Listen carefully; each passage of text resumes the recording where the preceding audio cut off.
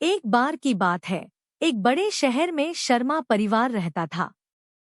परिवार में माता पिता, प्रकाश जी और सरस्वती देवी और उनके 3 बेटे अजय, विजय और संजय थे।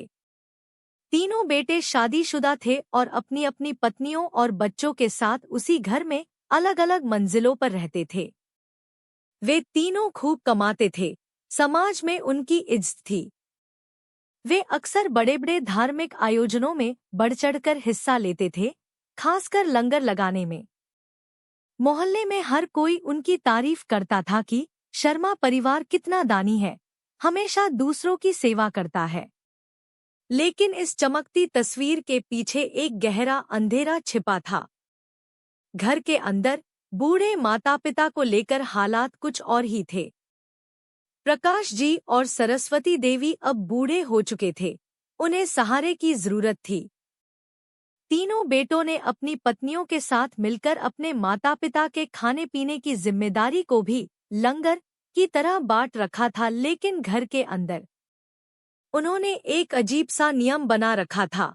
इस हफ्ते माँ बाप को रोटी अजय और उसकी पत्नी देगी, अगले हफ्ते विजय और उसकी पत्नी, और फिर संजय और उसकी पत्नी। यह एक तरह से उनकी रोटी देने की बारी थी, जैसे कोई बोझ बांट रहा हो। सरस्वती देवी और प्रकाश जी के लिए यह खाना नहीं था, बल्कि अपनी औलादों और बहुओं की बेरुखी और अनदेखी का कड़वा घूंट था। उन्हें लगता था कि वे अपने ही बच्चों के लिए एक जिम्मेदारी बन गए हैं, जिसे वे बस निभा रहे हैं। एक बार अजय को किसी काम से शहर से बाहर जाना पड़ा। उसकी और उसकी पत्नी की बारी थी अपने माता पिता को रोटी देने की। उसने जाने से पहले अपने भाइयों विजय और संजय को बताया कि वह शहर से बाहर जा रहा है, लेकिन उन दोनों ने कोई ध्यान नहीं दिया।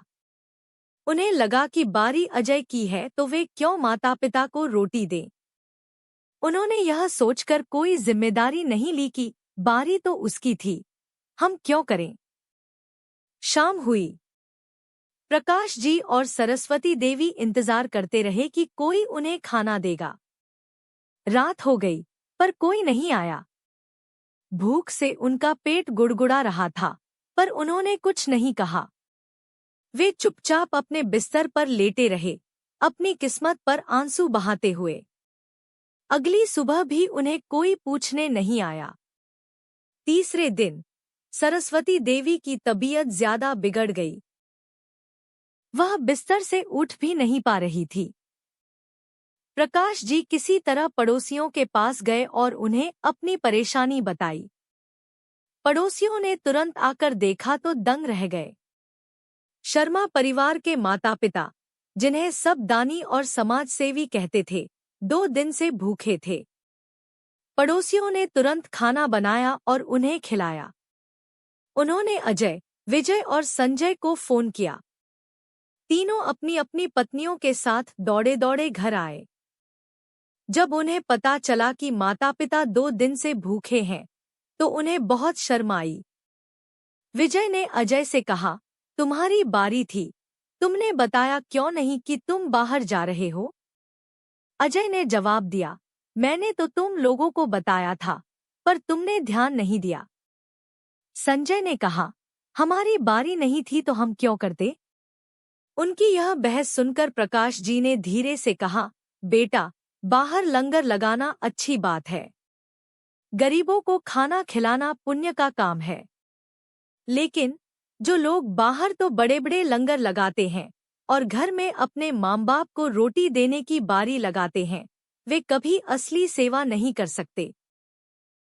जब कोई एक भाई अपनी बारी छोड़कर चला जाता है और दूसरों को पता भी होता है, फिर भी कोई दूसरा नहीं देखता, क्योंकि तुम सबने इसे एक जिम्मेदारी बना दिया है, प्यार नहीं।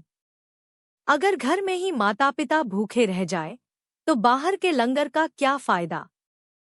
सरस्वती देवी ने जोड़ा, हमारी ये रोटियों की बारी नहीं लगती, बेटा। ये रिश्तों की डोर है, इसे ऐसे बोझ बनाकर नहीं बांटा जाता। तुम सब अपनी अपनी पत्नियों के साथ रहते हो, क्या कोई भी एक दिन के लिए भी हमारा ख्याल नहीं रख सकता था? बेटों और उनकी पत्नियों को अपनी गलती का एहसास हुआ। उनकी आंखों में पानी भर आया।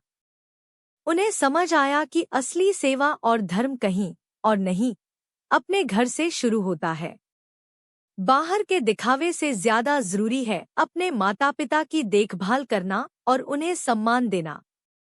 उस दिन के बाद शर्मा परिवार में सब कुछ बदल गया। बेटों और उनकी पत्नियों ने रोटी की बारी वाला नियम खत्म कर दिया। वे खुद आगे बढ़कर माता पिता की सेवा करने लगे, उन्हें प्यार और सम्मान देने लगे। उन्होंने सीखा कि लंगर बाहर के लिए हो सकता है, लेकिन घर की रोटी घर के प्यार और सम्मान की निशानी होती है, जिसे कोई बारी या दिखावा नहीं, बल्कि निस्वार्थ प्रेम निभाता है। तो दोस्तों, यह कहानी हमें बताती है कि सच्चा धर्म और सेवा कहीं बाहर नहीं, बल्कि हमारे अपने घर से शुरू होती है। अपने माता पिता का सम्मान करना और उनकी देखभाल करना सबसे बड़ा पुण्य है। अगर यह कहानी आपके दिल को छू गई हो और आपको प्रेरित किया हो, तो कृपया इस वीडियो को लाइक करें, अपने दोस्तों और परिवार के साथ शेयर करें, ताकि वे भी इस संदेश को समझें, और हमारे चैनल को सब्सक्राइब करना बिल्कुल न भूलें। और हाँ, हमारे आने वाले ऐसे ही दिलचस्प वीडियोस के लिए नोटिफिकेशन बेल को भी ऑन कर लें। आपके प्यार और समर्थन के लिए धन्यवाद।